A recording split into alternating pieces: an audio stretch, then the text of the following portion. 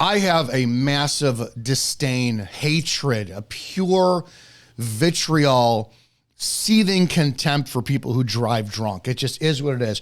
With the modern advent of taxis, Uber, Lyft, your friends and family, there's zero excuse, none whatsoever, why any person on the planet should drive drunk. Now, driving is a privilege, it's not a right, and it's a black and white stance for me. It blows me away how, you got New Year's Eve in a couple of weeks, and we're still going to see people who are drunk. And to be honest, I'm going to tell you, the biggest abusers of drunk driving laws on the planet are cops. I can't tell you how many cops I know who have drunk, drove, bragged about it, had their pistols on them. I know a great cop who got fucking fired from his department because he actually gave a cop a courtesy on a DUI and didn't put that the cop was armed at the time, and the department cared more about the report than how it was written in the omission of a pistol being in the car versus the cop who was actually fucking drunk driving. But anyways, it's a different story entirely. I can't, however I feel about cops or citizens being drunk, cops is times 10. That being said, there's no solution. There's no solution. When I was a kid, we had MAD, right? Mothers Against Drunk Driving. Where the hell did that go? I'm going to tell you how the state works. I wrote 40 DUIs in 2015. That was the last year I was really active on my DUI detail. I was working midnights. I worked 3 days on, 3 days off, 12-hour shifts. In that time, I started probably January 1st, and my last DUI, I think, had to be right around September or October, and it actually was a correctional officer. That was the last DUI I ever wrote. So I wrote 40 DUIs in that time. Never went to court.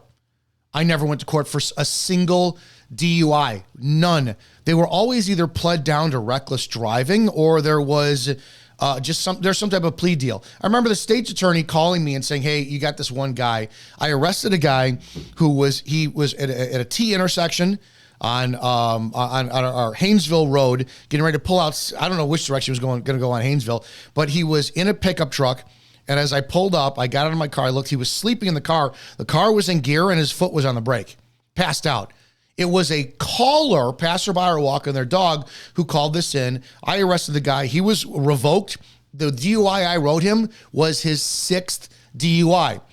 The prosecutor, the state's attorney, wanted to drop the case because the witnesses refused to come in and testify. So how was the probable cause for me to wind up stopping him and saying that? So it blows me away. The state only cares about recidivism for DUI because it's a moneymaker. I don't know, again, how old you guys are. Before I became a cop, when I was in my 20s, I worked at a 4 a.m. bar. And there are many times we'd have people disappear for 6-8 months and like, shit. And they'd come in, "Where the hell have you been? What's going on?" And they'd be like, "Well, I got a DUI." And they were so embarrassed when you got a DUI. Now you'll hear people talking about getting their 2nd DUI, their 3rd DUI. They're not embarrassed of it at all. It blows me away. So my full-on position is, I think you are a human piece of fucking trash who has no value of a human being if you decide to drink and drive today in today's world. It's not. Now, I don't have the emperor's staff of authority, so I can't make it so that what do you call it? Cars have a mandatory breathalyzer every time, or they censor when you put your hands on the steering wheel. They have this sensor that actually senses the alcohol content in you. And they don't want to make that because the amount of money that the state makes off of DUIs and lawyers make off of DUIs is insane. So I'm going to talk about this today. This is from Northern Virginia Legal Advice. 4 things you should do when pulled over for a DUI and 4 things you must never do. I want to talk about this, hear what he has to say, because in my view, if I'm going to give you the hints or the keys behind how to get out of a DUI or what to do in a DUI, maybe it will frustrate the system so bad by having somebody go, "Oh, this ex-fucking cop and this lawyer are telling people what not to do so they can get out of DUIs," so that maybe it will pressure them into coming up with a system that says, this is how we're permanently going to get rid of DUIs on the road, period, end of story. So let's talk about how to get out of a DUI, what they encompass. The last one I wrote was 2015, so maybe laws have changed. I haven't looked into it, but I will give you all the things that are indicators how we wind up, getting you to blow or the breathalyzer, all this shit, when you should, when you shouldn't, and hopefully, it'll wake you up and say, maybe I shouldn't drink and drive. And then B, maybe it'll change the system and say, no, we need to permanently find a solution for this. So I'm going to hear what he has to say. This is 4 things you should do when pulled over for DUI and 4 things you must never do. I think we can also all agree on the first thing. Don't fucking drink and drive. End of story. But since we're going to anyways, let's hear what he has to say. Hi, I'm Scott Nolan. I'm a criminal defense attorney in Northern Virginia, and I'm going to talk to you about what you should do when you're pulled over for a DUI. I'm going to tell you 4 things you should do and 4 things you must never do. Well, let's not forget that this defense attorney is also distracted driving while filming himself driving. But hey, let's keep going. When pulled over for a DUI. So the first thing is the stop itself. When you are stopped by a police officer, don't just immediately pull over to the nearest spot. Look around, look for a good parking lot to get into, or a wide margin if you're on the highway, a good, safe place to pull over. I disagree with that. For the reason why is you're going to get some hot-headed cop who thinks that you are, you're eluding him. Your failure to obey emergency overhead and activated lights and sirens. He's going to get in a pursuit now, and that goes to his probable cause in the report. RO, responding officer, activated overhead emergency lights and sirens. Subject refused to comply and kept driving down the road and then they're going to insert the time, 2 blocks, 5 minutes, 3 blocks, whatever the case is. I don't agree with that. If you pull over, wait for the instruction of the cop to say, hey, pull up there, do this, do that, whatever. I don't agree with him on this because it adds to my probable cause of your level of intoxication, where I can articulate that I activated my overhead lights and sirens, man. It was 2 o'clock in the morning, pitch black. I was the only car on the road. You saw him, you kept driving. So that's clearly an indicator that you were impaired driving, and I'm adding that to the probable cause of my DUI arrest. That's just my 2 cents. Let's keep going. Not just for your safety, not just for the police officer's safety, but because a good attorney is going to use that information to help to begin to establish that you were acting like a sober person. Again, no sober person I know continues to drive on. The activation of the overhead emergency lights is an indicator that you're to stop, pull over immediately or as quickly as possible. Stop. You know what's going to happen.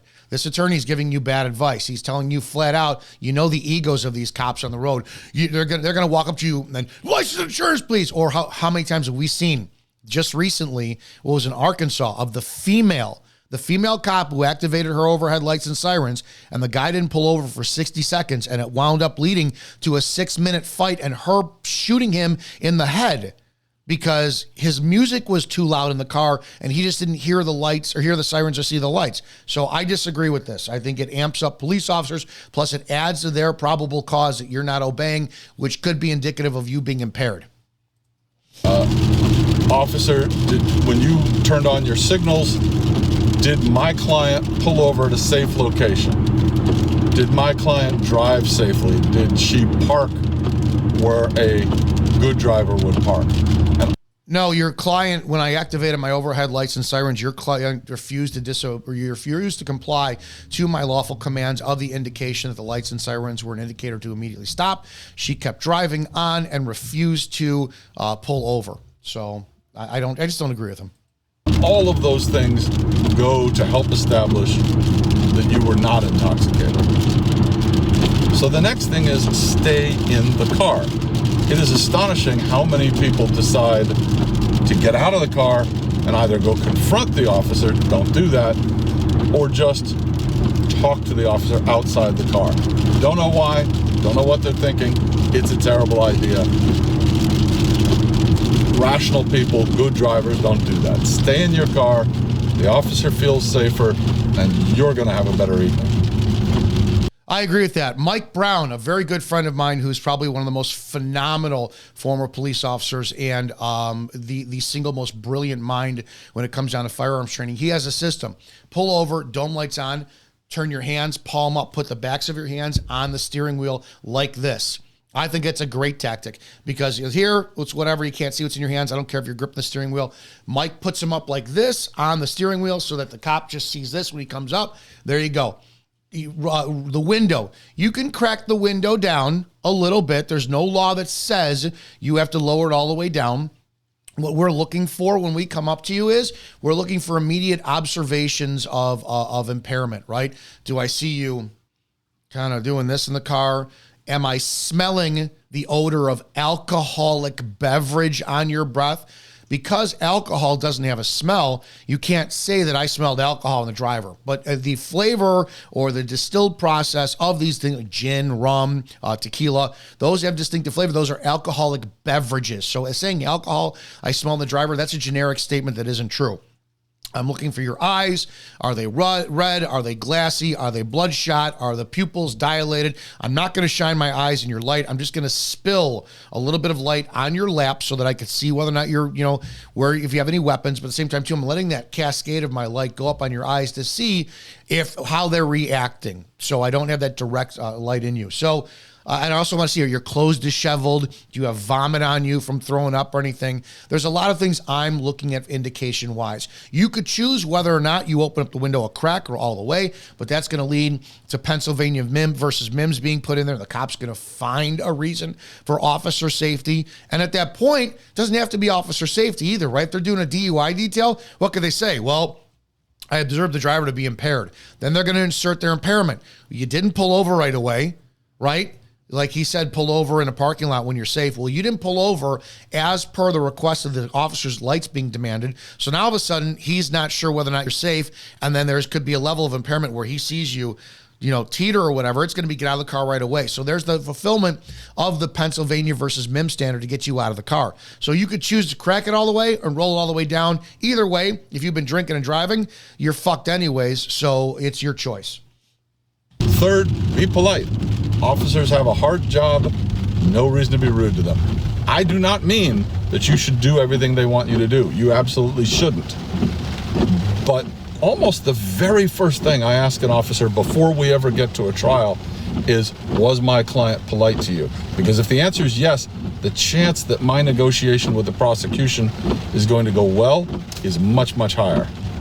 Isn't it amazing they use the First Amendment for the leveraging bargaining tip about whether or not they're going to fuck your life over? Now, granted, I don't care. At this point, I think you should be serving time in prison, or if you did choose to drink and drive, I think you should be publicly executed. That's just my personal belief on it. But there you have the admission, right? You have the admission of a defense attorney that the prosecution is going to agree to a plea or not based on your First Amendment right. You have no legal obligation to be polite to the cop. I don't know why we still have to talk about this today. It's a moot point. It's the First fucking Amendment. You could sit there and it's all perception. If I walk up to you and I'm like, hey, I'm Officer so-and-so at the so-and-so police department and you're licensed insurance police, and you don't say shit to me, you're just like, and you comply, it's my perception that you're rude by not talking. How many body camera videos have we seen cops going, hey, I'm just stopping you because you don't seem all right. Are you okay? Yeah, what have I done? Well, you don't have to be rude. Are you okay? Well, why are you stopping me? Hey, I'm just trying to see if you're okay. It's like if you don't comply to little blue piggy outside your window and what they think and their requirements of your demeanor and attitude with them, now that can dictate all the way up to your punishment. So I 100% disagree with the courts on this. I think this is criminal that they're admitting this, that they could say, yeah, your plea deal, your freedom is going to be based about whether or not you were polite to the police officer on the traffic stop. Fuck that. Do you have to say anything to the cop? No, you don't. No, you don't. A traffic stop is a criminal investigation. You have the right to remain silent. Absolutely. If they say license and insurance, please hand over those documents. Hand them over, period. Even if you believe you were stopped for some non-legal reason, hand them over. If you're still recording all this stuff, go and get a lawyer afterwards and say, yeah, you complied. You can't, if you have a warrant and all that stuff, well, it's going to be whatever. But your chances for survival Because, yeah, if a cop pulls you over for an illegal reason and you don't comply with them, you've seen it. It happens all the time. You could wind up dead. So I think we have a greater chance of actually suing cops, and you should find more lawyers who are willing to go the entire distance by saying, no, your officer pulled over my client for an illegal reason. My client chose to give over the license insurance to comply to keep their life, and then they drove on.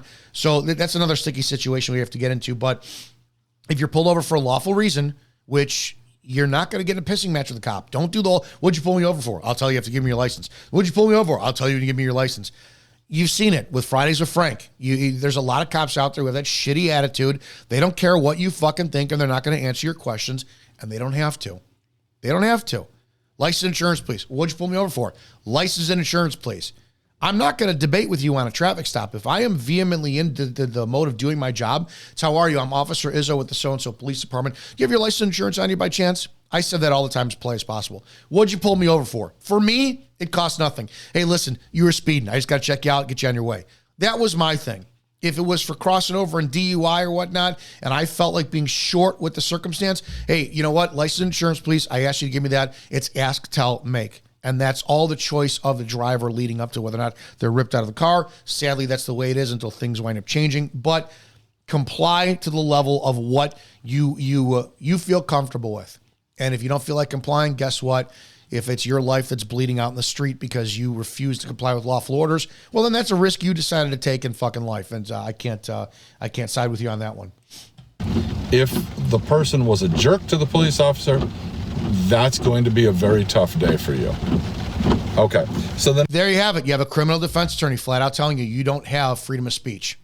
You do not have freedom of speech as a citizen in the United States anymore. It's pretty much right fucking there. This attorney should be fighting for you and saying, if the lawyer says, the prosecution says, well, was your client rude to my officer? The defense attorney should say, how does that fucking matter? How does that matter? How does that impair his driving? This is a DUI case. How does it matter whether or not the subject who was pulled over was rude to the officer? We don't even have defense attorneys fighting for your First Amendment anymore. So this is where we are in America today. It's either kiss the cop's ass or you're fucked. The next thing you want to do is produce your license and registration. Many people wonder whether they have to. Yes, under almost every state's law, certainly in Virginia, you must provide the officer with your license and your registration. It's probably a good idea to also show them your insurance papers. It's not actually required. In Illinois, it is. It's license and insurance. Registration was never really it. It was just license and insurance. And I agree with that. It's a privilege. It's not a right to drive. So show if it's a lawful stop, which once again, the lawful stop is only the perception of the cop's point of view. And it's never going to be, until we have talking cars that say you're being pulled over, like the police, I don't know, it's 20 years from now, and all of a sudden a cop gives a dispatch, I'm pulling this car over for doing 50 and a 20, and then dispatch finds out your license plate and connects it up and says, a speaker in your car comes on and says, you're being pulled over for doing 50 miles an hour in a 20 mile an hour speed zone. Well, now you know what you're being pulled over. So until we have that type of George Jetson technology, it's always on good faith for the cop pulled you over for a lawful reason. Now, Virginia law only says that you must display. So you will get some people who will tell you, look, be a smart guy and just hold it up to your window so that they can see it through the window. I don't recommend that. That's a good way to start off the evening very badly. We know that. And you know what? There is other states out there that say that the display is for the inspection, the visual and physical inspection of your driver's license. And I saw some guy in some video saying, it's mine, I own this. No, it's the state's. The state gave it to you for a privilege to drive on the roads. It's not yours. Driver's license is not yours. It's issued to you by the state. So in this context, hand it over to the cop, let them have your driver's license, and let them inspect it. That's not what reasonable people do. Just give the officer your license and registration. If you want to win your DUI case, you have to start by acting reasonably and rationally. All right, so let's talk about the things that you must never. Again, I disagree with that. You don't have to, your actions, if they're criminal, like pulling out a gun on a cop, that's a criminal action. But you being reasonable, that's a matter of your free speech still too. And then who's making the judgment on what reasonableness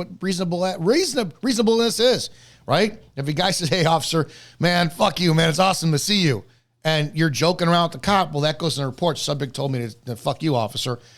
Perception's reality, and I hate this argument. I hate the fact that a subject's attitude towards a police officer will ever be held against them in court for their freedom. It just blows me away. You are not allowed to hate the police in America. You're just not. You will be punished. Ever do. And the number one thing that I tell people over and over again is stop talking. And I don't mean only say certain things to the officer or limit the things that you say to the officer. I mean close your mouth and don't talk. Correct. When the officer says, do you know how fast you were going? Don't answer. Correct. When the officer says, what is your name? Hand them your license. Correct. You have to identify yourself as a driver, so do it. But don't talk. Correct. That's a hard thing to do. To stay silent is difficult. You saw that with the Daniel Penny case of where he's being tried because he thought he was the cop's friends helping him out. Here's the deal. Based on DUI laws, all the evidence provided for a DUI is given to us by you. So you think you're going to say, well, I just had 2 drinks tonight. Well, you just admitted that you had alcoholic beverage, period. You said drinks, but we're going to be talking about the fact that we're going to assume that's alcohol because it's not like you had 2 glasses of milk before you left the bar. And again, too, here is a DUI stop with you contributing to nothing on the investigation, right? You're not admitting anything. You're not answering questions. You're providing legal ID. You pull over promptly, all this. When we order you out of the car, you refuse to do the walk and turn. You refuse to do the one-leg balance test. You refuse to do the horizontal gaze nystagmus test. All of this, right? You refuse to blow anything. Here's how my report's going to read.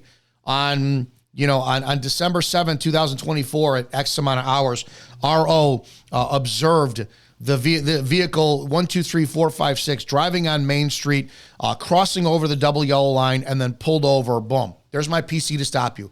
You crossed over the double yellow line. Upon contact with the driver, RO observed the driver's eyes to be bloodshot, glassy, and the pupils were dilated or restricted.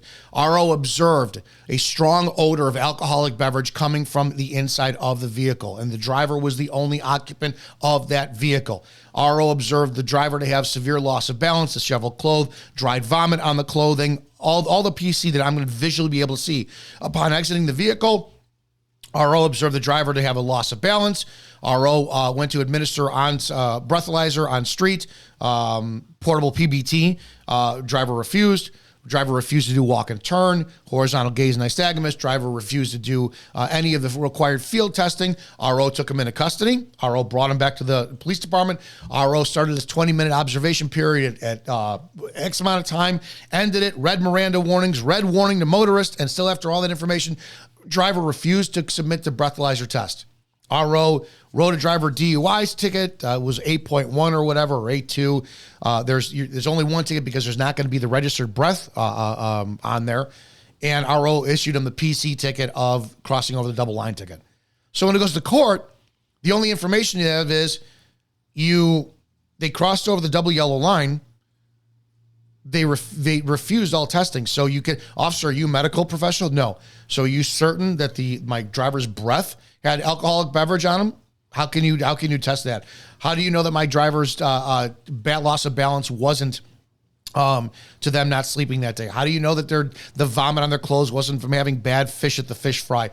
All of this PC is not backed. The probable cause, the evidence, isn't backed by you, the driver, who admitted to drinking, who gave the field sobriety testing, which was more probable cause that you're drunk and impaired. Well, now you don't give them any information because they can't observe you stumbling on step number 3. They can't observe you losing your balance on the one-legged stand test. They can't see your horizontal gaze nystagmus fucking having a strong onset past 90 degrees.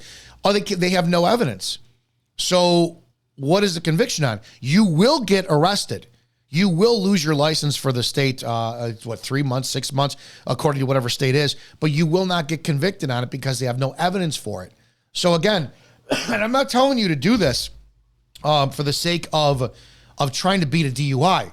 What I'm trying to tell you is that this is how it's done. You provide all the evidence for the police for the conviction of your drunk driving. I would like to see everybody shut their mouths because I would like to see the state lose revenue and then come up with a permanent solution and say, shit, we're going to have to go to sensors in cars, breathalyzers, hand sensors on the steering wheel. And anytime somebody is drunk, it's an automatic $5,000 fine for driving down the street. I would like to see another solution coming up. And maybe by you beating the system will have to change. So trust me, I'm not on your side for this. I think you deserve the fucking death penalty if you drink and drive. But I'm trying to give you a way to not face this broken system and for the system to change. Let's continue. Especially when you think, well, I'll be reasonable and rational. If you realize that this is DUI related, if you realize he's pulling you over because he thinks that you might be intoxicated, don't talk. Now, I want to be really clear. This is not going to help you avoid going to jail that night. If the officer pulls you over and he smells alcohol, you're going to jail that night. Alcoholic beverage. This is not to help that. This is to help you when it comes time to trial. Your chances of winning go up 100%. Not to 100%, they go up by 100% if you keep your mouth closed. You have no evidence you're giving the cops. Okay. You have a Fifth Amendment right not to talk. Correct. Fifth Amendment right not to talk to the police officer, not to talk to the court. Exercise it. Every single person that I have ever represented on a DUI, or in fact any other crime, has in large part convicted themselves by the things they say. They try to help themselves. They don't realize that they're not. Don't talk. All right, so the number 2 thing is the officer is going to ask you to get out of the car. You do have to do that. But then they're going to... Yeah, and you have to do that because they can articulate. It just becomes more than Pennsylvania versus Mims at that point. Remember, if they could see any type of level of impairment on you, now it's for safety. You have an impaired driver, you're like this in the car. And they can articulate, right? It's all on how they can articulate it. Well, this person was bobbing and weaving in the car. They got up strong odor of alcoholic beverage on their breath. Their pupils were dilated or restricted or constricted and all this. I removed them from the car for officer safety because they were still in control of operating a 3-ton impact weapon that was on the roadway. So it's safety, period. They're trying to get an impaired driver out of the car. So for you are going to be like, well, it's Pennsylvania memes, going to have to articulate officer safety. No, they're trying to get your drunk ass out of the car, and they should. So, and then again, once again, as much as I'm trying to sit there and have the system change by exposing it, doesn't mean I condone what you're doing. I think you're a horrible human being if you put yourself in this position. Ask you, and note that it's an ask. They're going to ask you to do field sobriety tests. Sir, right. Ma'am, what I'd like you to do is touch your nose. What I'd like you to do is follow my pen or my light with your eyes. I'd like you to stand on one leg. I'd like you to count backwards. You're never going to hear that officer say, I am ordering you to do this. You must do this. They might put pressure on you. They might say, well, if you're sober, why wouldn't you? If you don't do this, I'm going to take you to jail, which is probably a true statement. But the fact is, if you do it, they're also going to take you to jail. Don't do any of those phony baloney tests. Yeah, the field sobriety testing, it's a ton of time on the roadway for them to make a determination of whether or not you're impaired. And a lot of the times we do the demonstration and we have you hold in a position which is highly unreasonable. Think about this for a second too. This is why I can't stand field sobriety testing. Now I'm going to be 50. My balance isn't what it is. To do the one leg stand test, when I this is how I used to do it all the time. All right, so I'm going to perform these tests for you first. I'm going to explain them to you. What I want you to do is I want you to watch me. I do not want you to walk. I don't want you to talk. I don't want you to do anything. I want you to stand there with your arms against your side, feet together, watching me as I demonstrate this test. Do you understand me? Yes, I do.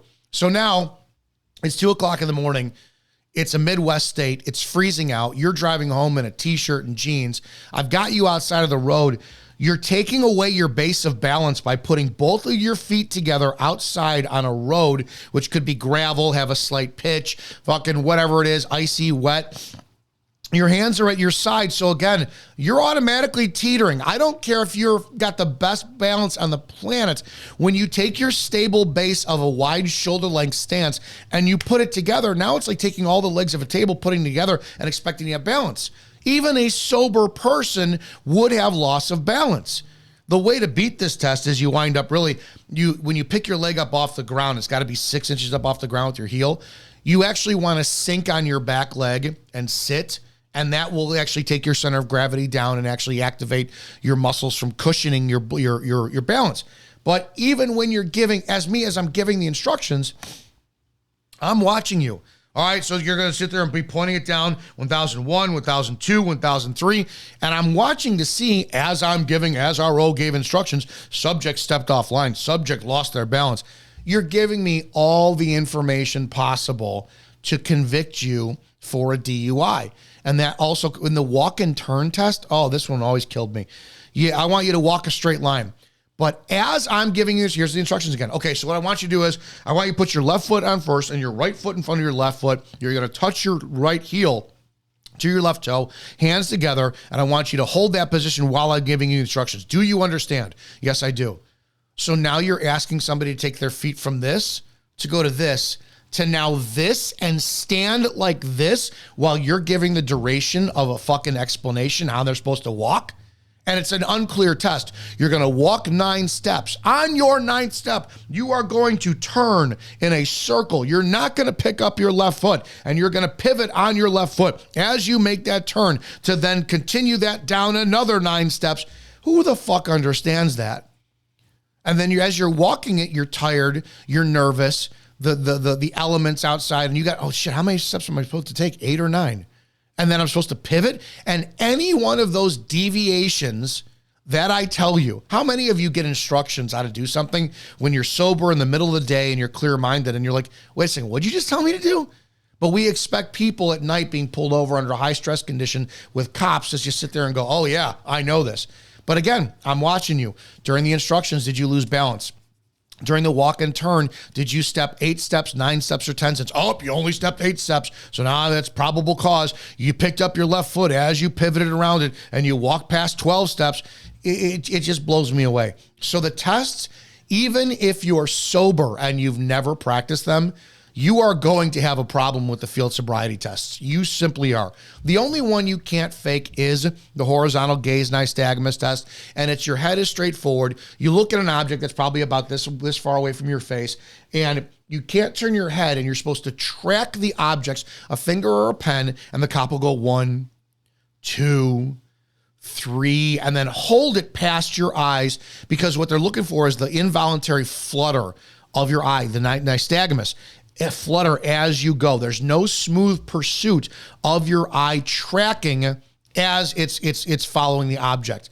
So that could be impairment of drugs, impairment of alcohol, definitely impairment of prescription drugs. You're not going to follow that smooth object. And when you hold it, your eye's going to flutter. So that's the one thing you can't fake. And I think it's the only accurate street test that there is when it comes down to giving the field sobriety test. But if you refuse any and all tests, if you do 3 of the tests, but you refuse the 4th, that's an arrestable right there. The warning to motorists, I believe, or it's in the instructions as well too. It's if you refuse any and all testing, yeah, you're going to jail. The law says you don't have to. Many people tell me that they think it means that they'll be arrested for refusing. Nope, you are permitted to refuse that test. Not in Illinois. In Illinois, it's an automatic arrest if you refuse testing. Or at least it was when I was on. Because it is considered to be voluntary. In the crazy, crazy world that we live in, the law and the courts say that those tests are for your benefit. And if you believe that, I have a bridge in Manhattan to sell you. Those tests are not for your benefit. No, they're not. They are not there to determine whether or not you're intoxicated. They are not there to help the officer decide whether to arrest you. By the time he's gotten you out of the car and the moment he's decided to give you those tests, she's already decided to arrest you. Yeah, those are just adding for probable cause in the report, evidence that you have given the cop against you for your conviction down the road. I made my decision 99.9% of the time if I pulled you over. I'm listening to how you speak, your slurred speech. I'm listening for the alcoholic beverage scent on your breath, your clothes, the way you drove. That's my probable cause. You are just giving me more evidence to pad my report to convict you later on. And your breathalyzer, that's going to, like my A1 ticket, that's where it's going to be you had a BAC, a blood alcohol content level of 0.08 or greater, and you blew like a 1.7 or 1.8. So all of those tests are just padding the report for the conviction later on. I made the decision the second I pulled you over. Those tests are there to give them more evidence. Only a fool would take them once you know that. Never, ever take those tests. And that includes the preliminary breath test, the little roadside device that they shove in your face and say, I want you to blow in this. They're allowed to say, I want you to, but they are not allowed to say, do it or else. Dude, and you people have no idea that you can refuse that. And that's not in Illinois. That the portable BAC was never even admitted into court. We had a cop, oh God, Paul, who was on midnights, and every day shift change, it would be 11:02. He would be the early car that would be covering the road while the rest of us were all in shift change, roll call. And we'd hear on the radio, CENTCOM, 11:01 with one for DUI. He would pull somebody over, walk right up to the car. I'm Officer so-and-so. I'm asking you to blow into this. He wouldn't order them, but people don't know. They don't know that they can refuse. So a cop sticks something right in the window. You think you're doing them a favor. You think you have to. You blow in it. That was his PC. He could find you for you didn't use a turn signal. You were doing 7 miles an hour over the limit, whatever it is. The second he hit you with those, and the numbers showed up, and there was always a big degree of calibration error in those BAC, the portable BACs, but it didn't matter because that was adding on to his probable cause for arresting you. So no, you have no legal obligation to blow into those. You should never, under any circumstances, take that test. It's a terrible test. It is a test that's so bad it's not even allowed to come into evidence in the law. Don't take it. All right. And don't confuse that with the breath test after you've been arrested back at the station. Yeah. Once you are under arrest, go ahead and do whatever they tell you to do. But until you are under arrest, don't do anything that they ask you to do. No, you don't have to do everything they tell you to do. In Illinois, what the step is now I start my 20-minute observation period. And that starts when you're physically in front of me at the jail and I'm writing my tickets. So it doesn't start when I pick you up and I put you in the back of my squad car and I'm driving you 5 minutes down the road to the jail, because how can I observe you? I can't observe if you belched or you threw up or whatever, because you got to start that clock over again. So that my pattern or my system was I drove you to the jail, but I got you out in front of me. I read Miranda first, always, because even if there was a spontaneous utterance, I didn't want it ever having any accusations that I manipulated you into confessing that you were DUI. So, hey, this is your right to remain silent. Anything you say can and will be used against you in a court of law. And it was always a sheet of paper. Would you sign this, please, for me? It's just acknowledging that you got it. Then during that process, the clock was started. I wrote my probable cause tickets. I wrote my speeding ticket or my failure to use signal while changing lanes, crossing over the double yellow lines, whatever it was. And then I wrote my A2 ticket, which was driving under the influence of alcohol. So once I wrote my probable cause tickets and anything else, maybe you had weed on you back then, and I wrote you a non-traffic ticket, a state charge for cannabis, whatever it was. I wrote all that. And then I read the warning to motorists, the Illinois warning to motorists. And my God, it was long. I had like the first paragraph memorized. I did it so many times. But after that, and it's a bunch of legal jargon, right? Any intoxicating compounds in there, any controlled substance from the Illinois Controlled Substance Act in accordance with 11 or 701, whatever it is. You read all that. It's so confusing. And at the end of it, it's in there. It's all in there. You will lose your driver's license after 6 months if you refuse to comply. But if you don't comply, if you do comply, blah, blah, they don't hear it. They don't hear anything that you're saying. At the end of it, it's just knowing all this. Do you choose to submit to the breathalyzer sample? Yes, I do. Because you think that you're going to get out of it. Your mind is spinning. You're sitting there going, my life is fucking over. My car got towed. How am I going to explain this to my wife or my girlfriend? You're not hearing a damn word the cop is saying. But everything they're saying is legally covered in that warning to motorists that you get, and you get a copy of it. And so when you bring it to your lawyer and it's like, didn't you hear him say this? You're like, I don't even know when he read this to me. When you submit to the calibrated machine for the portable breath or for the breathalyzer test, that's where I then write the A2 or A1 ticket if you are over the 0.08 or more. I've never had a time where somebody was under 0.08 after all of that. But again, if you're going through a system, like I arrested a guy once, a call was subject was trying to break into somebody's home. And at 4 o'clock in the morning, I showed up to this person's home. Legitimately, there was a car on the driveway. The tires were all gone. There was not a single tire on this car. It was an SUV. All the doors were open. The entire content of the door or of the car was all over this person's driveway. The mailbox was ripped up and it was thrown through the fucking window of this home. The door was kicked in and I had this guy at gunpoint, get the fuck on the ground, arrested him, all this shit. It was insane. This was September 7th, 2015. It was the morning of the G.I. Joe Glenowitz funeral. I wrote this guy everything. He was there for his ex-wife's daughter. His daughter was his ex-wife at the mother-in-law's house trying to break in to kidnap her. But he was clearly impaired. I had so much investigation to do. Take witness statements, take him into custody, put him in the cell, all of this shit. By the time I got back to him was about 5 hours later. There was no point in reading warning to motorists for alcohol because his demeanor had changed. And if I had done all that then, because he was fucked up on something, could have been pills, could have been booze. I'm sure I could have taken him for a blood test. At that point, I just didn't. I wrote him every other charge on the planet, but it would have been too long after a period of observation because I did not observe him. I was doing witness statements, evidence collection, board up services to get this woman's house back with an operating door and shit. It was hours and hours and hours later that I started to write the charges, call the state's attorney, review the criminality, review the tapes, all this shit. So it was a moot point because that observation period was gone. So again, if you're going to be in that moment, you're going to be in front of the cops sitting there, they're going to read you stuff.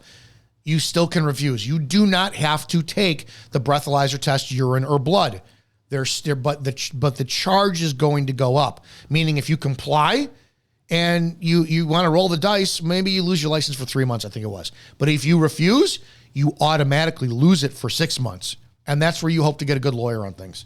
But know that. You go read your state's warning to motorists. I think it should be online. So the final thing that I want you to think about not doing is never, ever consent to a search. Almost always the police are going to say to you, do you mind if I search your vehicle? You don't have any dead bodies in there, do you? Do you mind if I pat you down just for my own safety? The answer to any such question is no. No, don't do it. Yes, I mind. You do not have my permission. And you need to be super clear. Up until about 5 years ago, the law was undisputed that all you had to do is remain silent, and they didn't have a right to do that. Laws are changing, folks, and not for the better. You need to be unequivocal. You do not have my permission to search me or my vehicle. Now, that does not mean that you should try to prevent them from searching. Yeah, just to let you know, I can still pat you down for weapons. I'm not going to go in your pockets. Here's how I can search. Once I make the decision to arrest you, yeah, I can search everything on your person. Well, you can't search my car. No. But I can do an inventory prior to the car being towed, can't I? So that you could say, hey, I had a PlayStation 5 back there. Well, I got a list on my inventory tow sheet, PlayStation 5. And if you think that we actually inventoried what was in your car for those purposes, you're out of your fucking mind.